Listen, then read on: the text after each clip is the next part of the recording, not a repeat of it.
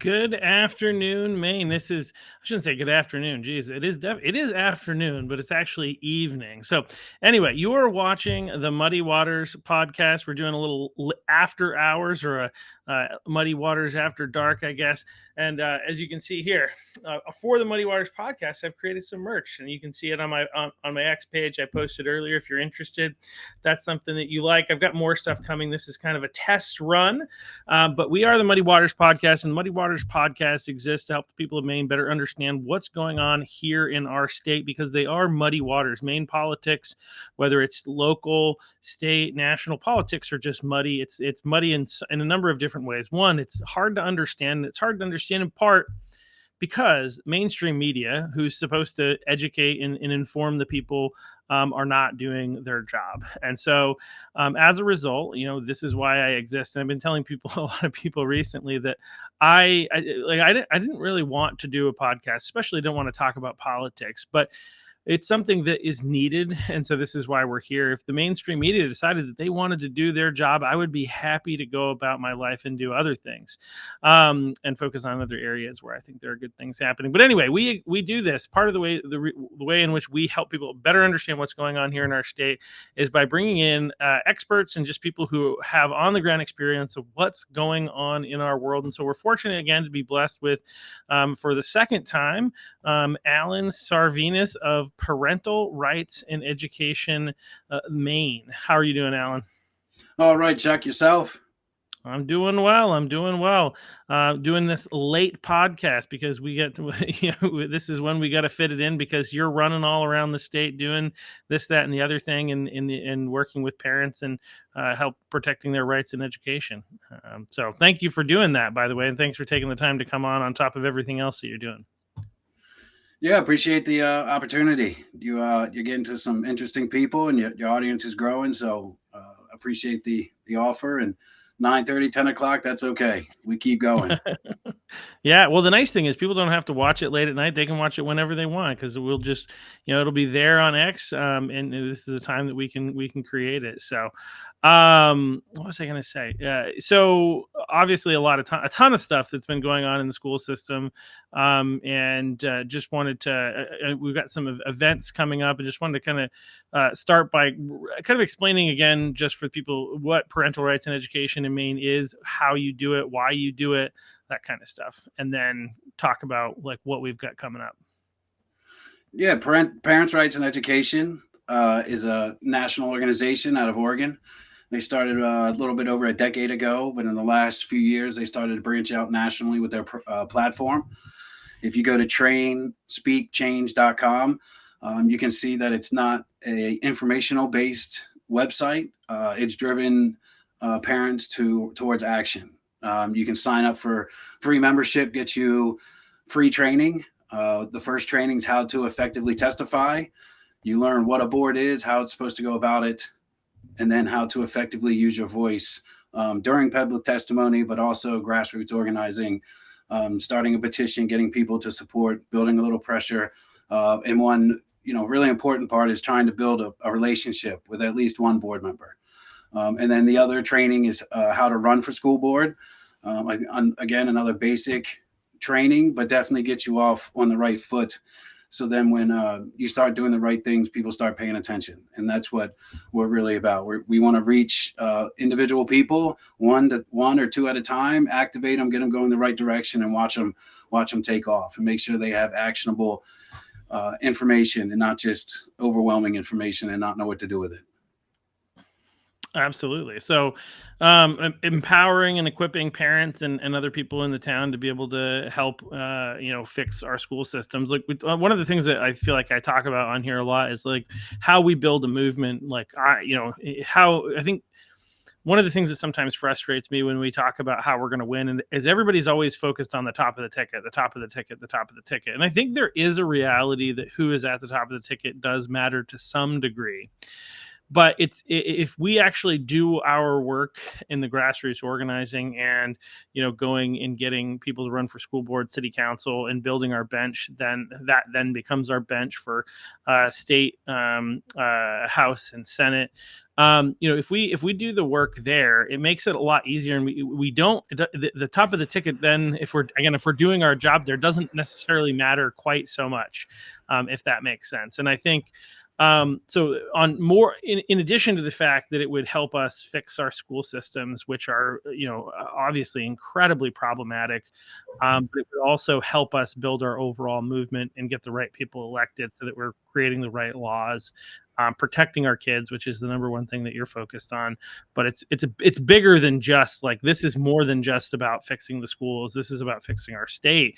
And I think that it's great that you have an organization that helps offer some of those trainings, because it's not easy. I mean, I ran for office for the first time, running for House. I had no idea what I was doing. And a friend of mine ran for school board recently, is on school board, and is just trying to figure out what the heck is going on at this point, because it's so complicated. So the fact that there are resources and there are people out there like you, and that are out there trying to help fight for parental rights and help board members understand what it is that they're supposed to do, is great. So thanks for what you guys are doing. And you also, so in addition to that, you have an event coming up pretty soon, that for people who want to get activated and learn more. Yeah, April 1st. Because I can tell you, Chuck, and we expressed this to pretty much everyone we knew in the space, up to the state house, or even higher, is that right now we have an opportunity in a moment to stand up for our kids, stand up for our way of life. And most importantly, we need to stand up for it and take action at the local level.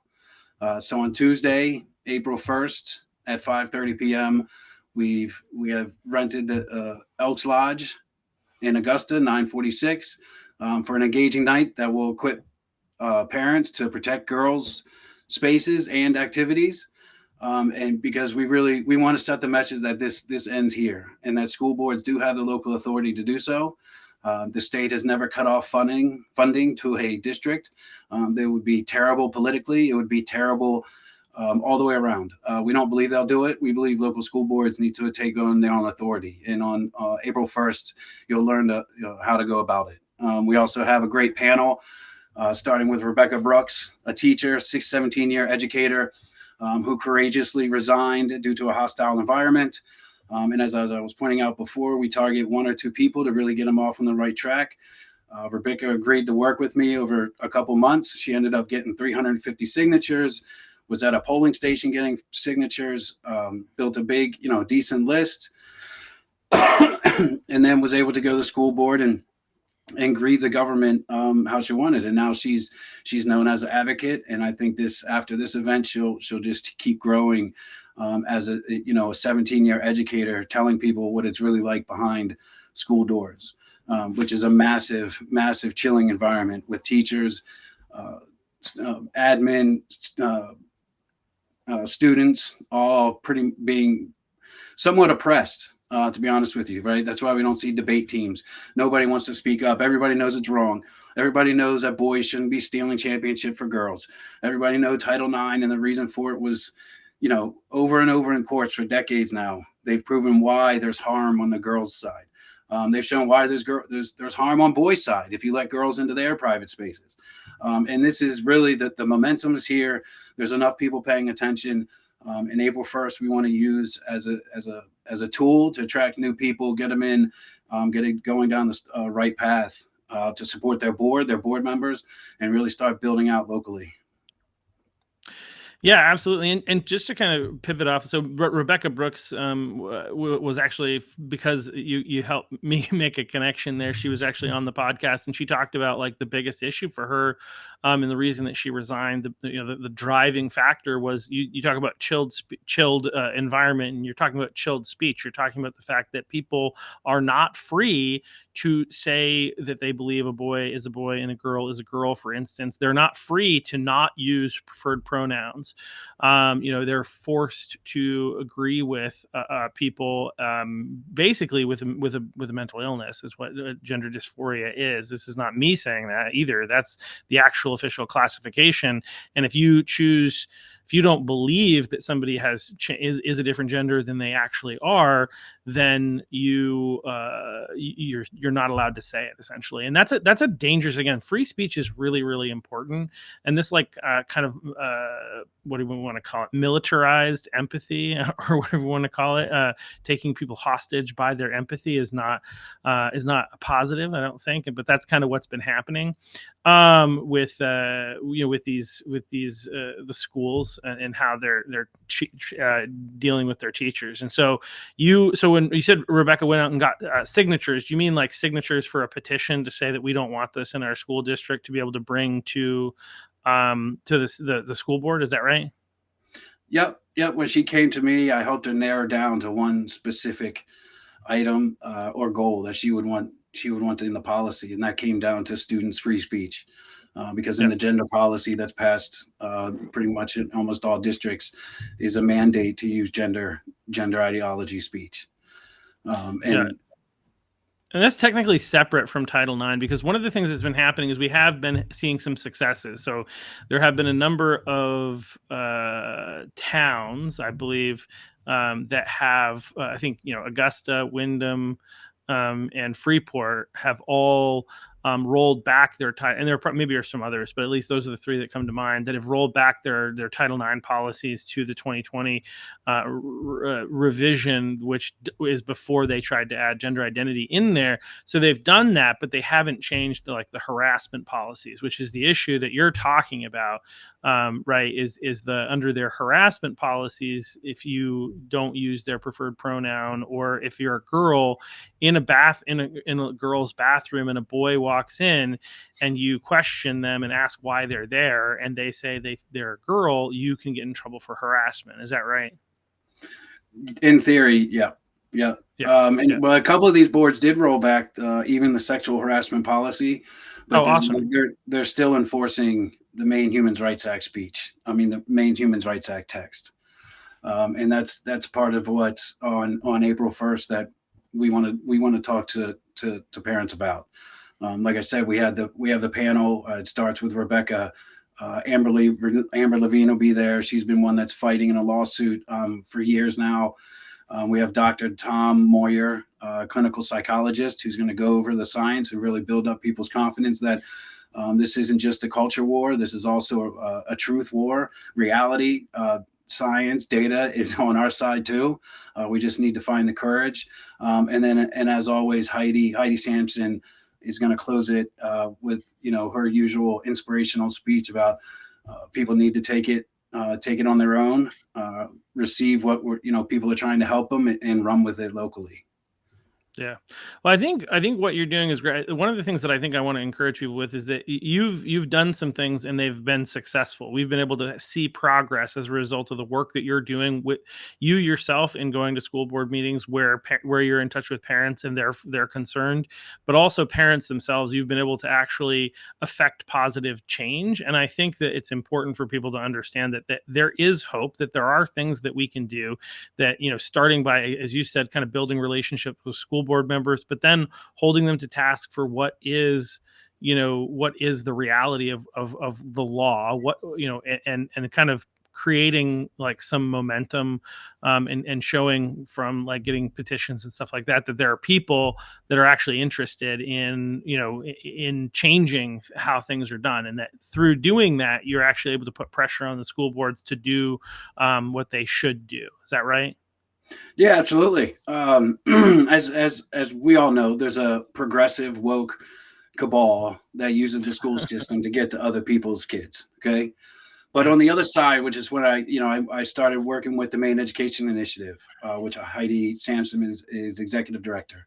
And what I told them in the beginning is that, yes, we do have people targeting the school system explicitly, including Big Pharma, with medical clinics who've seen their pharmaceutical sales explode after these clinics have been in the last decade. But we're not competing on the ground at the local school board level either. Our people are much, much more complacent. And the schools have built massive credibility with parents. Parents are working more because of the economy, devices, everything, just sports. It's all a distraction. So we're not even competing in most school districts in terms of policy, curriculum, anything on the school board side. Most of our work is primarily at the superintendent and higher level. We don't try to get into the schools and disrupt and distract the schools. We want to compete with our ideas and our way of life to the general public and school board, and then also hold them accountable to the law. Most of them are being fed a progressive bend on legal matters from Drummond and Woodson. Brunswick Isaacson is the other law firm that school districts use, and they represent the Mills for Governor's campaign. I find them to be a little bit more reasonable, especially on the parents' rights threshold in terms of federal precedent and even Maine Supreme Court precedent. But in regard, like, for an example, with Drummond and Woodson, they have told every school, every administrator that they've come in front of, which is thousands, that schools have no obligation to tell parents anything. We have that on audio. We have it on multiple audio. We know which lawyer said it, and they stand behind it, which is, it's one, false. It's not true. That's a precedent that they're pushing into schools. And unless there's someone on the other side holding up an argument and trying to compete and showing them opinions from this law firm and this law firm, school boards have no option but just to take it. And over time now, that's why we have this culture of where they get to choose whether the parents get to know or not. They don't know about the court cases. They don't know any of that stuff. So we have to be willing to at least compete. If we want to stop schools from hiding stuff from parents, going down these crazy, allowing these social contagions just to go flourish in their schools, we need to have a presence. We need to have a presence there and have resources. And that's what the Maine Education Initiative has done a really good job just since January when I came on board, is having all the resources they need are now going to be able to be provided by the Maine Education Initiative in terms of attorneys, workshop, training, and then even on the candidate side is there. But the Maine Education Initiative has a sample policy book. They have a ton of policies outside the sample policy book. They have legal Sam Whiting as a legal consult. So in the last 3 or 4 months, that's why we've been a lot louder, having a few more events, is trying to get the awareness out there to these school board members. Like, hey, we know you were left on an island. We know you never got onboarding training. You get on the board and it takes you 1.5 years just to realize what's going on. And by then they've already passed more policies that you don't like. But now that's going to change. And that's one of my big sells to people is that, listen, there's zero competition. There's no curriculum mandated by the state for a school. So in SAD 75, we reached out to the National Association of Scholars, their Civics Alliance program through the Maine, connected through the Maine Policy Institute, Nick Murray. And I brought Dr. Randall directly to the department head to sell his platform for social studies. And that ended up impacting the social studies curriculum that the department head put forth 1.5 years later. So when I talk about competition, that's the substance that's behind it, is that they've created a bubble, out of sight, out of mind, and we're coming in and I'm going to pop that bubble, and I'm going to keep finding ways to push our way of life and our people inside to compete in the free market. Yeah, no, I think that's obviously, I think that's awesome. It's really great that, again, I think a lot of people have just kind of felt like, where's the hope? What can we do? And a lot of people just didn't know what to do. And so they don't do anything. Right. And if they do anything, it's pull their kids out of school. But not everybody can afford to pull their kids out of school. Not all parents are like, they can, again, not everybody can afford to send their kids to private school. Not everybody is capable, either from an income perspective sometimes, and then also not everybody is skilled as a teacher, right? And so I think being a homeschool parent is not something that everybody can do. And so, like, I think that's mostly what the response has been from a lot of people, is like, okay, we're going to pull our kids out of school. But I think that there is also a reason and a need, I think, to redeem and reform our schools. And it's nice to have a way to kind of go about doing that. And again, that's what you guys provide. So if anybody has reach out to Allen, look up Parental Rights in Education Maine, and get in touch. You can get in touch with me too.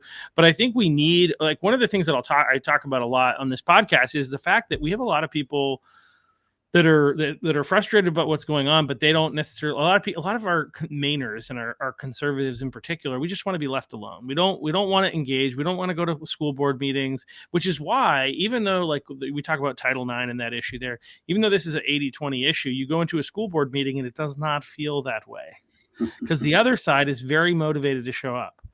And you go into this and you feel like it's at best 60-40 against. But that's the point where you're saying is like, we're not really, we don't have enough people that are actually engaging in this process. And we need more people to, get involved. Yep. And so this is where you guys come in with the training and the opportunities. Like if you're interested, just start learning, just start going to school board meetings, right? That's what the district leader program is set up to be, right? The fact is I can't be in every school, every district to keep an eye on things, build up and wait for the opportunity. But that's what district leaders are there for.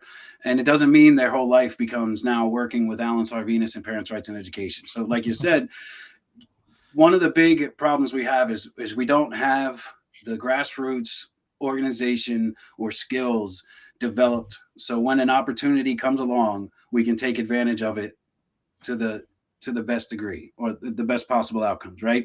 And this just happened down in Cumberland with Greeley. There was an opportunity there if there was an active on the ground source the last couple of years, which is building a list, surveying the people on your list to see what their skills are, putting them in positions where they can maximize their time and talent. And then when this issue comes around, when the Greeley kid steals a stamping, Greeley boy steals a championship from a girl, all of a sudden the next day you can have 15, 20 people there. And that's when you catch them on their back foot because it is an 80-20 issue. But there's no real organized effort there. So that, and Greeley, in my opinion, is pretty much getting off with it. They're getting off the hook. Counter to what happened in Freeport, right? Yeah. So Greeley stole it. Freeport's had it stolen. And what was that room? What was that room? The next school board meeting, how did that room look? They had, it was probably 70-30 us, in my opinion. Well, it didn't feel that way. I was there. I felt like it was 60-40 against, but it might have been. I mean, it's just it was a very tense room is what I feel like. And it didn't feel that way. But once we had a couple people get up and start speaking, like it really kind of cut the air, and it felt a lot better. But yeah, even at that level, I would say best case scenario would be 60-40 yes. But anyway, so we'll run with 70-30 our side. All right. so that's not, so really that's not necessarily the point, right? The point is that we've been there a little bit. We had that's why we had an event in Freeport. We got to meet a bunch of new people. And then when the time came, it was, hey, we need to show up at Freeport and we need to let these girls know they matter. Right. Yep. And then coming out of Freeport, now you have Julie, who's being asked to talk everywhere. She's going out inspiring more girls. There was a couple other connections there made with parents that were really good. But it also, Freeport did roll back every single word they passed, none of the Biden 2024 revisions. Yep. Greeley didn't. So we've been, for probably 2 months before that, actually since January 9th, before January 9th, we were telling them do not roll this language in. It's not going to stand. It's not going to go past the Supreme Court, for one. Even if it gets past the next district, the next federal court judge, it's not getting past SCOTUS. Okay. But when January 9th happened and they got called unconstitutional, Freeport, Augusta, and another school district, we were right on top of them. This is unconstitutional. You need to rescind your vote from last time, not revise your policies again and leave what you want in. And we made it very clear that, listen, this is unconstitutional, so rescind your vote. Then if you want to open your policies back up and put in state language, which you've never done before, that's fine. But show the public that's your intent. Don't just leave stuff in there and only rescind some of it. And we got Augusta, we got Freeport to both motion to rescind. Well, Augusta didn't rescind, but they basically did. They rescinded their votes to get the language in. So now it all got pulled back. But in the other districts, you don't have that because you don't have a consistent presence. Consistent presence isn't like every day, and you have to go talk to them either. But people will be shocked what forcing stuff on the public record does. Making sure board members have to speak to something or address something, and it really starts to turn when you're trying to get stuff accomplished. Meanwhile, you've really got to focus on grassroots organizing aspect of it, building out your list, connecting people, trying to build coalitions, and that's where most of your time should be. And then, like I said, when an opportunity comes around, you need to capitalize on it. Yeah, no, I think that there's a lot of this that we talk about a lot in terms of like grassroots organizing. I think we usually talk about people getting involved in their city committee, and if you have a city committee, but coordinating with other people who are like-minded to come alongside. This is how our representative republic that we have works. We need to engage in that process. We need to know people, have conversations, understand where they're coming from, what they're doing, why they're doing it. And be ready, as you said, when there are opportunities like this, which this is a great opportunity. This has been a great opportunity for us to capitalize on. And unfortunately, in areas where we were ready, we were able to move. Again, Augusta, Wyndham, Freeport, and others, where we have people who are engaged and have been trying to do what they can and pay attention. We're ready to come and speak and bring other people that were willing to come and speak and put the pressure on the school board to do what they really had to do anyway.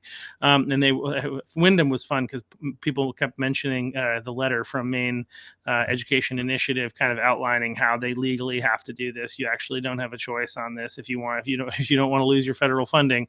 This is the law. And so but getting back to that grassroots organizing, this is how we fix our state at every level. Is by getting involved. And I think, like, if you don't have something going on in your town, or you don't know if you have something going on in your town, reach out to your county committee chair. If you're in Cumberland County, that's me. Or reach out to, if you can look online and find out who is your town chair for the Republican Party, or just try to get connected with some other people in your town. Sometimes it takes somebody to build. We need some trailblazers as well. This is not easy stuff, but the question is, do we care, and do we want there to be hope for the future for our kids, right? Yeah, absolutely. There's incremental steps to organizing and building, and then setting a goal and going after it. If I think we were talking off air, we're up to 5 district leaders with a 6th one thinking about it. So trying to build copies of ourselves, so you exponentially grow at that point. Right now, there's been a ton of for example, there's been a ton of events since we had this one scheduled for over a month now, because we were in Augusta. Meeting Wendy, 4 other people, Kyle, Corn Pop, right? And then I told Wendy, and then I was like, listen, we have enough energy here to have at least a workshop. And then boom, right? Representative Libby tweets for the first time, and Maine gets set on fire, and deservedly so, right? It's completely ridiculous. Even Emperor Mills is coming out now saying that transgender policies are up for debate. Okay, so they're all looking for off ramps, and we need to make sure every single off ramp is cut off and keep going forward. And that's what April 1st is also about. But it's also about finding new people. We want new. Yeah. We know that there's a lot of the same people coming out Sunday. Next Sunday, Christina Parker, TPUSA, is having an unbelievable training on Thursday, March 29th. Right? Saturday? Was it Saturday, March 29th, I believe? Saturday, so March Saturday 29th. From 11 to 3 in Augusta. Yep. Yep, with Dina, the trainer Dina there. Eppinshaw, I didn't want to say the last name. I didn't want to butcher it, but unbelievable opportunity. 1, that's great training, but 2, Dina is awesome. I've been to 2 of her trainings, and she makes training much less boring. So that's an awesome opportunity people should take advantage of. And so we really are looking and targeting new people. Heidi Sampson at the top of the ticket. Everybody knows she's been tip of the spear with education and banging the drum. So she attracts people. But also, since we have been expanding on the ground over time, we had a list probably of 300 soft numbers that for the last 2 days we've been going through, directly contacting, saying, look, we want you. This is why we want you. Here's the RSVP. So we're really hoping April again we'll be able to reach new people, set them on the right track. And right now, the pressure from above, the federal administration, they're trying, right? They've threatened to cut off funding. They've got a Maine college to say they're not going to allow males. Well, we need to match that pressure from the bottom, and that's when we'll see something at the state move. If you want something to move at the state, it has to come from the ground, because people at the state care about votes. The votes are on the ground. The votes are in the people. If you're in a swing district, you should be all over your school board, because that noise will bubble up to that representative, and that representative will start getting itchy. And when Liz Caruso's bill comes around to set a, it'll be, if that bill passes, it'll probably be a fight in the courts. But that's what we need. We need the MPA to budge. I'm going to explain in a minute why your local school board could probably get around this, but we need MPA to blink. We need state legislature to blink. Well, right now, the majority in Augusta is decided by 65 votes over 4 or 5 districts. That means you only need 4 votes to flip to get it out of the House. If we can get it out of the House, that's even more pressure on the governor for 2026, right? So this is but this is the long-term thinking, is that, nope, you're not going to be promised that if you put the work in that you're going to get the bill through the House. Nope, I'm not going to promise you your school, but if you do this in conjunction and you have a little bit of faith, I'm telling you, this is how grassroots activism, and this is why New Hampshire was going blue, and now they're increasing their conservative majority and passing bills whenever they want. And that's what we need to realize. We focus on our area and we maximize what we can do in that area. Yeah. So I think we have seen some progress. There have been some school boards that have rolled back this, but there's still a lot more opportunity. So if you're somebody who's out there, and you want to get involved and you want to find a way to help, this event on April 1st is a great way to get connected, to get started. The Turning Point USA event is also a great one. And I think what you're saying is we don't need to wait. And I think people are just sitting back and waiting to see what happens in the battle between Mills and Trump. But we, the people, can actually start engaging with our school boards and putting pressure on our school boards and pushing them to actually push back there. And if you need help with that, again, this is where Allen and Parental Rights and Education Maine and Maine Education Initiative come in. This is where you can go to get support to be able to help fix our state and fix our towns and ensure that you don't have to pay extra for your taxes because the state cut off funding from the feds. So I think this is a great opportunity for people to be able to get involved and be able to affect positive change in our world. And it doesn't take I think it's not an easy thing to go to your school board, but it doesn't even necessarily take you to go and necessarily be boisterous and loud, as much as it is just communicating with board members and explaining what's going on. And again, this is where Allen and team with this training will be able to help people better understand, how do you get started? How do we correct this? Because the majority of Maine schools are still using the old Title IX revisions that have been struck down for being unconstitutional. Is that right? That's right, Allen, right? The majority of schools are still using that. Yes, they're leaving the language in and now citing the Maine Human Rights Act as they have to have it in there, but they don't.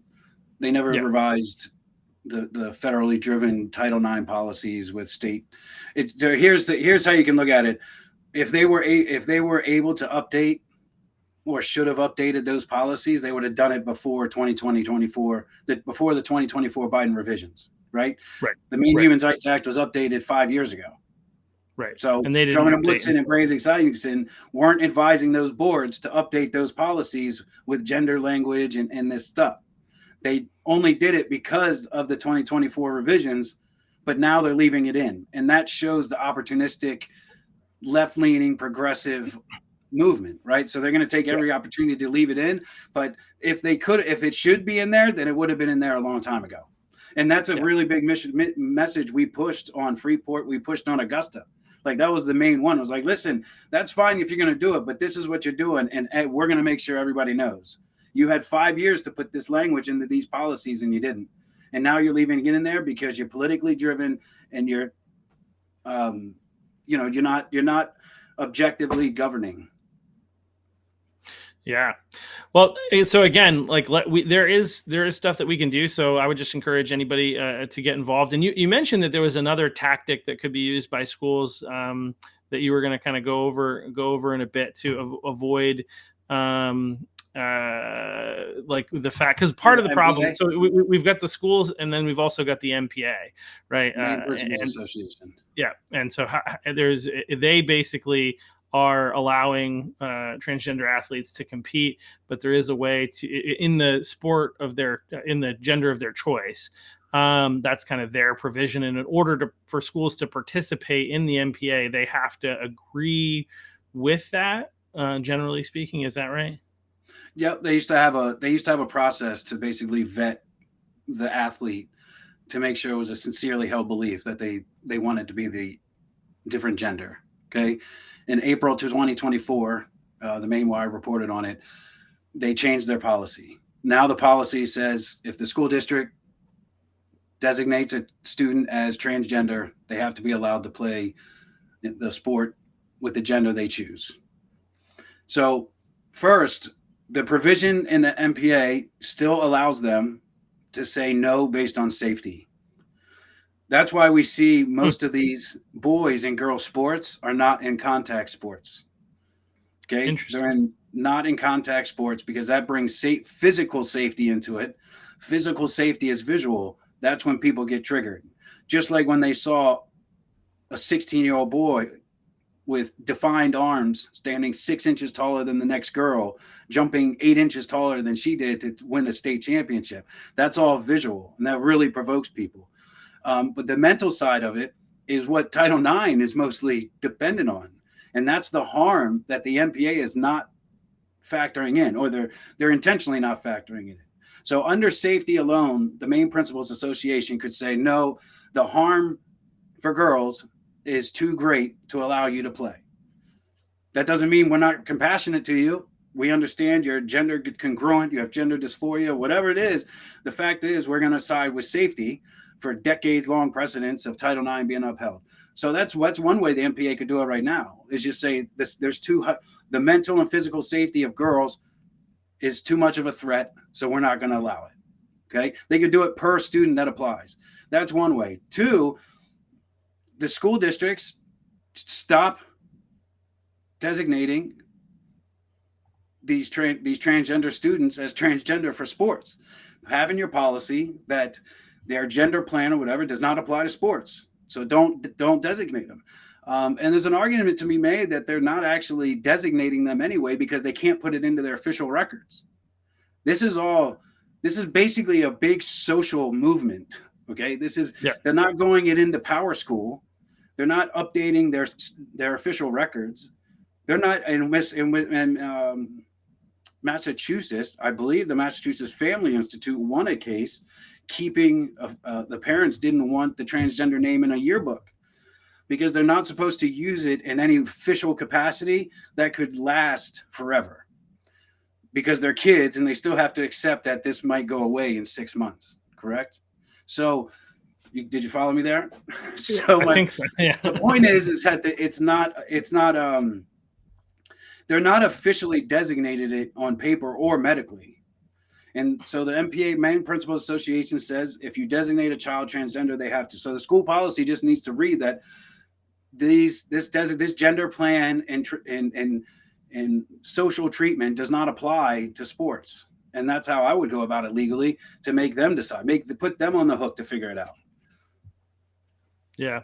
Well, the problem, as I've talked about a lot, I feel like I bring this up frequently. The problem here is that so many of these people, and the problem, so many people in this space and in our education system, especially administrators and other people, they're just so ideologically captured that for them to deny a boy who thinks he's a girl the ability to compete as a girl is to basically say that they don't exist. Like this is how, like, it's not only that, like, insanity. By the way, I remember I talk about this sometimes because I remember watching the movie 12 Monkeys with Brad Pitt, and he's like he's crazy. He's actually a crazy person in there, but he's a very intelligent crazy person. So he tells this story and he talks about why you keep crazy people in the facilities. It's because they're concerned that if you get too many crazy people out into the world, that they'll start infecting other people with their insanity, right?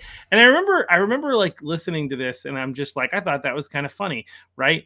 But I didn't think it was real, right? Like, obviously they can't infect people with their crazy, right? And then I remember having a conversation with somebody a number of years later, who is a family member of mine, actually. And as I was having the conversation with him, and it was like just the craziest conversation. I was trying to like have linear conversation, and then all of a sudden we're over here, and then we're over there, and then we're over there, and I'm just like getting to this point where I'm like feeling myself like losing. I'm like, am I crazy, right? And I realize, oh no, that's kind of real. And so like I say that to say, because like this is somebody who has a mental illness, right?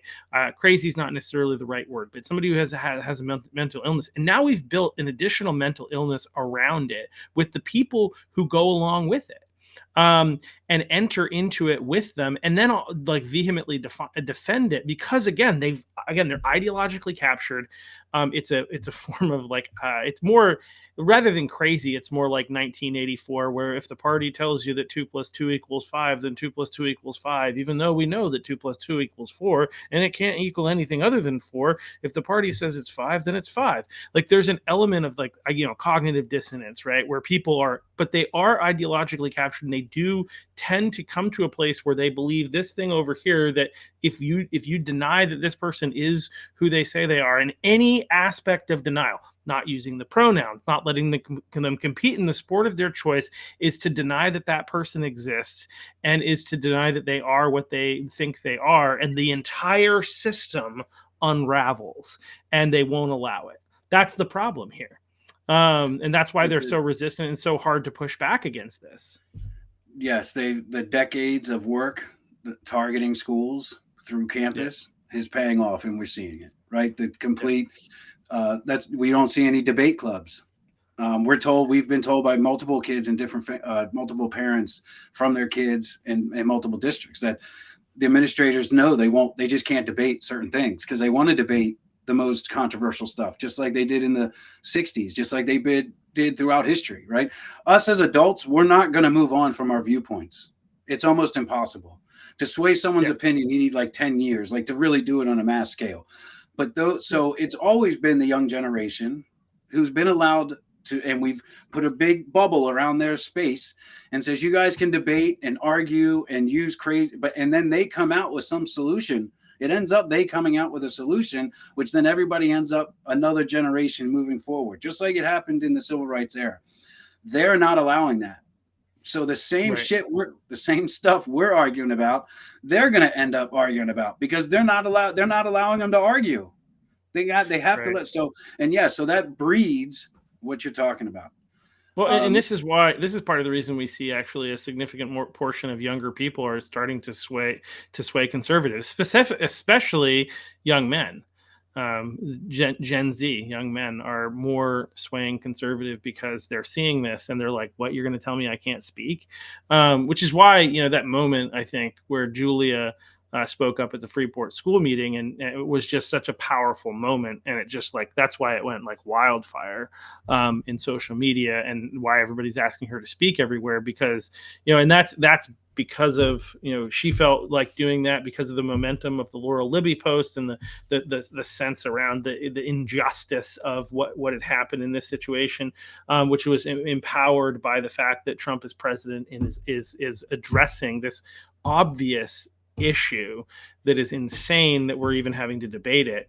But it's like this string of events has kind of led us here. But now I think it's more into the mainstream. And it's interesting, until those polls were done after that, like, I wouldn't have known. I live here in Maine. It doesn't feel like an 80-20 issue. I wouldn't have known that. I wouldn't have known that the polling data actually suggests even here in Maine it's an 80-20 issue. But they yeah, have, so like you were saying, they do have a demographic that's ideological captured, yeah, but what they do have are activists that embarrass, intimidate, whatever you want to call it, people from coming out and speaking. yeah, And absolutely. sometimes it's not pretty, but we have to match that at times. And that's what I Yep, think we matched at Freeport, right? yep, And I think yep, if you, and I've been to a lot of board meetings and call to actions at that board meeting, their people were attacking ours at the podium. Remember that? yep, yep. Scott, Oh yeah, Nick, Scott couldn't even get through his testimony because they kept chirping at him. yeah, And that's just, that's basically a sign of defeat, right? They weren't losing, they were losing the argument. So they're banging on the table. And that shows weakness. yeah, If you watch that vote in Freeport, it was a split vote. It wasn't like it wasn't a 9-0 vote. There was board members there hoping they had the momentum, hoping their people got the few votes their way so they didn't roll the stuff back. So at yeah. times you have to meet that. You have to be able to show up and be just as loud, controlled. But then that's the activist side, and we do that too, and that's fine. Yeah. Yeah, no, and we got to do it. And so anyway, that's the why. That's what we're all about. We got to make it happen. We can. I think one of the things that I really want to try to do, and I think you help with this, is empower people to believe that we can actually make a difference here. I think there's a part of I hear some of these things from people who think that there's no hope. Some people I think are a little bit too optimistic about the short term. Long term, I think there's a lot of reason to be optimistic, but I'd say they're too optimistic. But there's a lot of people that are just like, they don't believe that there's any hope, and they just want to sit back and watch the world burn and be like, we told you so. But we need people to get involved. We need people to engage. And if we do, then we can make real change. So that's the encouragement. How do people find you, Alan? Again, Parents' Rights in Education Maine, Allen Sarvinas, the state director. You can find us at trainspeakchange.com. And again, right now, there's never going to be another better opportunity to engage locally with momentum. So please join us on Tuesday, April 1st at 5:30 p.m. at the Augusta Elks Lodge, 946. Where we'll be having dinner. We are providing dinner and an intermission in between the speakers because we're going to have a bunch of stuff set up in the back, our laptops, and we're going to get you on the path in your district with an action plan that you can follow through. And right now, there's a DEI complaint form. There's an OCR complaint form. We know the steps you can check. We know where you can look.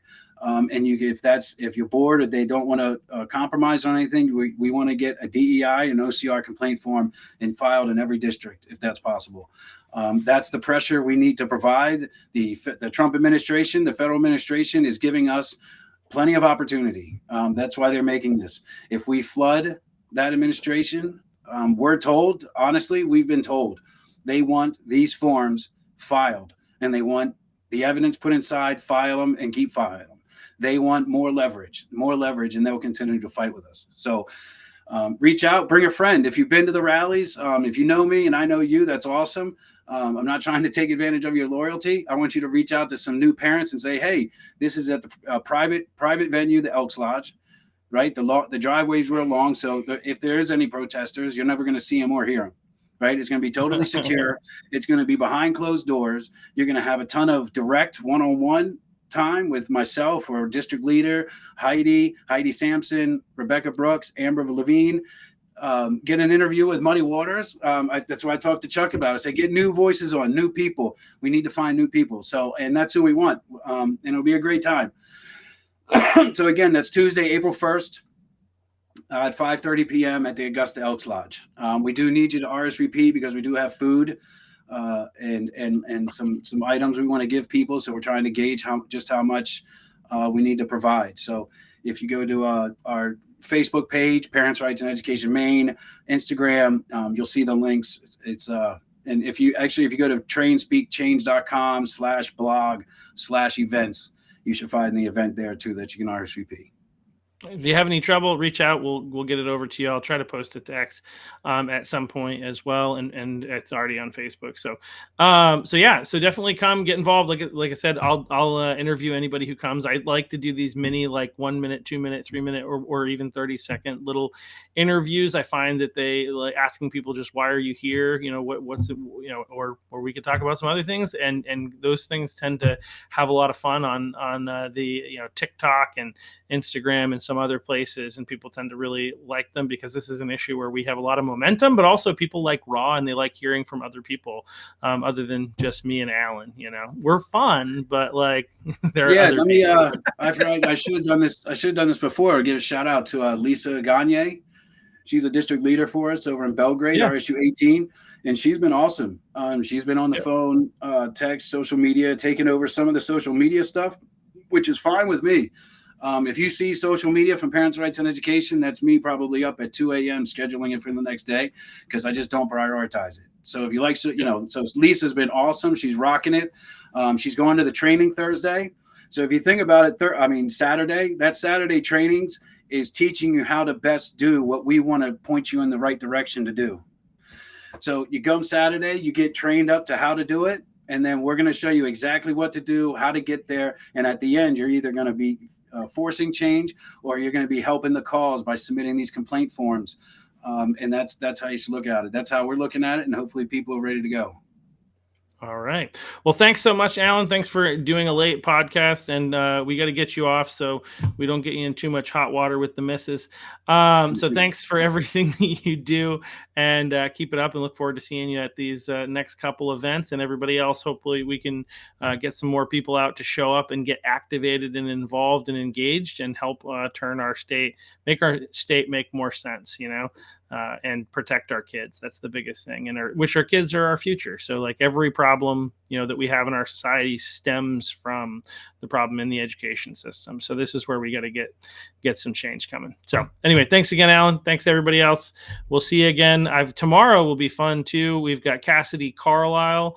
You might remember having heard her speak at the last rally, and she's, I think, one of the biggest things about her testimony is at age 13, she was forced to change in front of a boy, and basically wasn't really given another option. So that just, anyway, and she's had to compete against a transgender athlete for most of her high school career, and she's now feeling emboldened at age 18 to speak out. And so really excited to have her on tomorrow. So stay tuned. It'll be around 3 p.m. if you want to watch it live. If not, find it whenever.